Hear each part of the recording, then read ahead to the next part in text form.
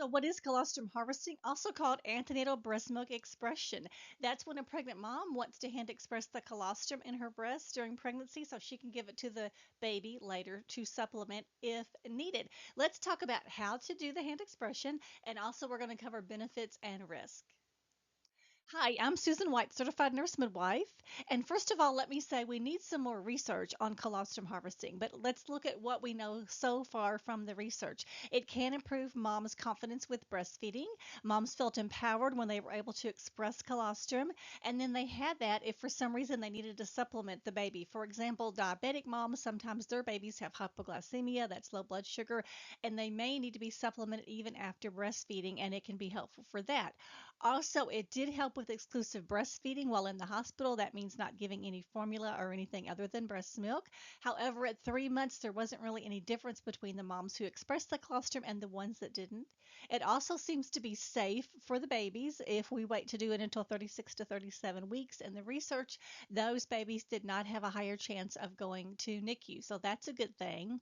Now, there are claims out there on the internet that if you do colostrum harvesting, that prenatal hand expression of the breast milk, that's going to make your mature milk come in quicker after the baby's born. However, there's no research to support that, and physiologically, it doesn't make a lot of sense because that mature milk coming in on the third day has more to do with mom's hormone changes.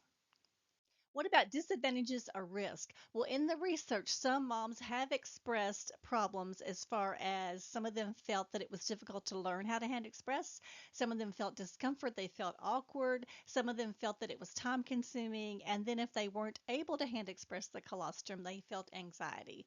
And let me just say the colostrum will be there. That's just part of the hormonal changes of pregnancy, but it is a skill that you have to learn. So we're not sure what happened in those cases, but that's just what they reported. Now, there is also the risk of causing contractions when you're doing any kind of stimulation of the nipple or the breast. And so before 37 weeks, there is the risk that it could lead to preterm contractions and a risk of preterm labor. If you're finding this information helpful, check out my childbirth education classes, and that link is in the description.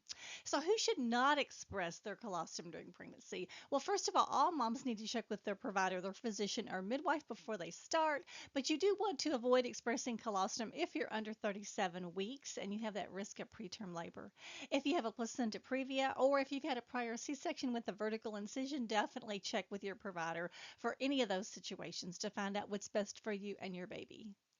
So when should you start expressing colostrum? Well, first, a little bit about colostrum. Did you know that the breasts start forming colostrum around 16 weeks of pregnancy?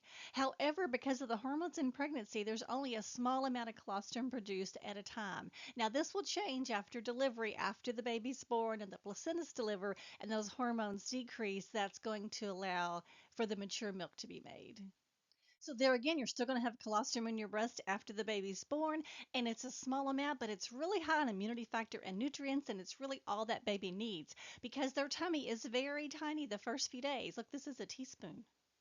Their stomach only holds 1 to 3 teaspoons those first few days. Then around the third day is when the colostrum is going to start changing to the mature milk, and there's going to be a lot larger volume at that point. For most pregnant moms, it's going to be safe to start hand expressing their colostrum at 37 weeks or later. Now, in the research, diabetic moms started hand expressing at 36 weeks, and that's because a lot of times their labor is induced a little early. So, there again, check with your provider, your physician, or midwife to find out when it's safe for you to start hand expressing. So when you're first learning to hand express colostrum, you may not see anything. Remember, there's a small amount in there, and it's a skill to learn how to hand express. When you do start seeing it, you're going to see a few drops. That is normal. If you look in the research, how much were they able to hand express? It really varies a lot. In one study, the total they got from all the times that they hand expressed was 6 milliliters. That's the same as 6 cc's, and that's a tiny bit over a teaspoon. In another study, they found an average of 3 mLs per time that they hand express. So that would be a little more than half a teaspoon. So hand expression is recommended more than using an electric breast pump or another type of breast pump because the volume is so small. Those little drops of colostrum could get lost in the pump tubing. So hand expression is better. Hold on, we're going to get to how we do it next. So, how to hand express? There again, you want to be 37 weeks or greater, unless you've got it approved with your physician or midwife to start sooner. And you would hand express twice a day for 3 to 5 minutes per each breast, with a maximum of 10 minutes per session. And then contact your provider if you notice any issues. If you start having regular contractions, if you have bleeding or the baby moving less, obviously contact your provider right away. So, how to hand express? First of all, of course, wash your hands, and then I'm going to use my little breast model here. Okay. You do want to gently massage the breasts with little circles before you get started, all the way around. And then to hand express, the way you're going to position your hand is your fingers below and the thumb on top, a few finger breaths back behind the areola. That's the dark part around the nipple. And you would hold the container to collect the colostrum with your other hand, and we'll go over containers here in just a minute. So, with your thumb above and fingers below, like we said, you want to remember 3 steps for hand expression: press back, compress, release. So, press back, I'm pressing back towards your chest wall. Compress, you're compressing the breast tissue with your fingers and thumb. It's kind of like a rolling action a little bit. Okay, so press back, compress, and then release. Press back, compress, release. And then you can work your way around the breast to get to the other areas of the milk ducts. So there again, press back, compress, release. You don't want to be sliding along your skin or getting too close to the nipple, because that can make you sore. And you would repeat that several times on that breast, like we said, and then repeat the process on the other breast. Now, it's going to be best for you if you actually see a real mom hand expressing and learn how to do it from that as well. So, there's a couple videos that I recommend, and the links are in the description.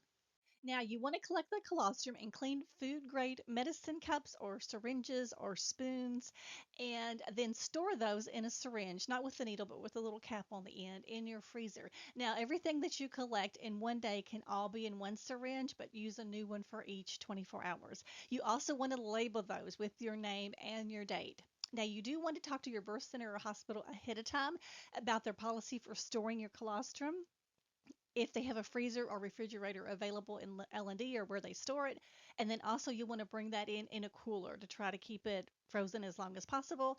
And then baby can be fed directly from that syringe or from a spoon, actually.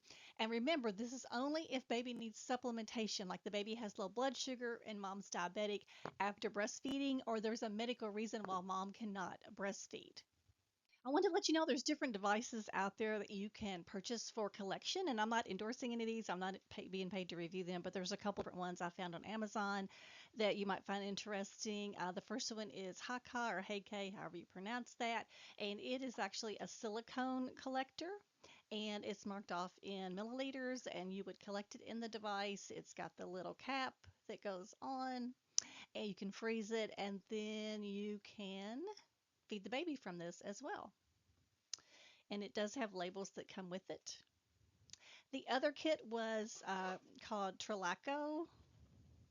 You can get these with 50 or 100 syringes.